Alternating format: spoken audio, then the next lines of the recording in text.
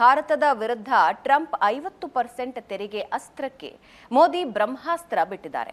ಸ್ವದೇಶಿ ಮಂತ್ರ ಜಪಿಸಿರೋ ಕೇಂದ್ರ ಸರ್ಕಾರ ಟ್ಯಾಕ್ಸ್ ಇಳಿಸೋದಕ್ಕೆ ನಿರ್ಧರಿಸಿದೆ. ಸೆಪ್ಟೆಂಬರ್ 3 ಮತ್ತು 4ನೇ ತಾರೀಕು ಜಿಎಸ್ಟಿ ಕೌನ್ಸಿಲ್ ಸಭೆ ನಡೆಯುತ್ತೆ.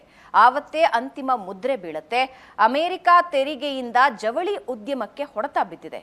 ಅದರಿಂದಾಗಿ ಜವಳಿ ಮೇಲಿನ ಜಿಎಸ್ಟಿ ತೆರಿಗೆಯನ್ನ ಇಳಿಸೋದಕ್ಕೆ ಚಿಂತನೆ ನಡೆಸಲಾಗಿದೆ. ಜವಳಿ ಮೇಲಿನ ಜಿಎಸ್ಟಿ ಸುಂಕ 12% 5%ಗೆ ಇಳಿಸೋದಕ್ಕೆ ಚಿಂತನೆ ಮಾಡಲಾಗ್ತಾ ಇದೆ. ಪ್ರಸ್ತುತ ಸಂಸ್ಕರಿಸಿದ ಆಹಾರಕ್ಕೆ 12% ಜಿಎಸ್ಟಿ ಇದ್ದು ಅದನ್ನ 5%ಗೆ ಇಳಿಸೋದಕ್ಕೆ ಪ್ರಸ್ತಾಪವಾಗಿದೆಯಂತೆ. ಪ್ಯಾಕ್ ಮಾಡಿದ ಜ್ಯೂಸ್, ಬೆಣ್ಣೆ, ತುಪ್ಪ, ಪಾದರಕ್ಷೆ, ವಿಮಾನ ಟಿಕೆಟ್ ಜಿಎಸ್ಟಿಯನ್ನ 12% 5%ಗೆ ಇಳಿಸೋ ಸಾಧ್ಯತೆ ಹೆಚ್ಚಾಗಿದೆ. ಕಾರು ಮತ್ತು ದ್ವಿಚಕ್ರ ವಾಹನಗಳಿಗೆ ಇರೋ 28% 18%ಕ್ಕೆ ಇಳಿಸೋ ಸಾಧ್ಯತೆ ಇದೆ ಅಂತ ಹೇಳಲಾಗ್ತಾ ಇದೆ.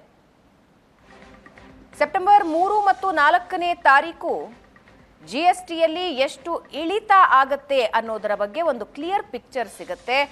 ಅಮೆರಿಕ 50% ತೆರಿಗೆಯನ್ನ ಭಾರತದ ಮೇಲೆ ಏರಿದೆ.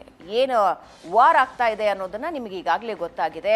ರಷ್ಯಾದಿಂದ ನೀವು ಖರೀದಿಸ್ತಾ ಇರೋ ಇಂಧನವನ್ನ ನಿಲ್ಲಿಸಿದ್ರೆ ನಾವು ನಮ್ಮ ಟ್ಯಾಕ್ಸ್ನ ಇಳಿಸ್ತೀವಿ ಅಂತ ಬೆದರಿಕೆ ಒಡ್ಡಿತ್ತು ಅಮೆರಿಕ.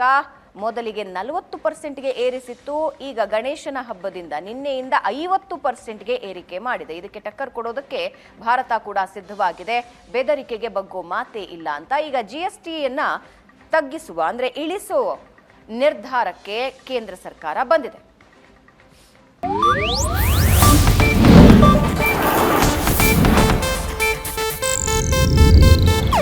ಇದು ಏಷ್ಯಾನೆಟ್ ನ್ಯೂಸ್ ನೆಟ್ವರ್ಕ್ ಪ್ರಸ್ತುತಿ.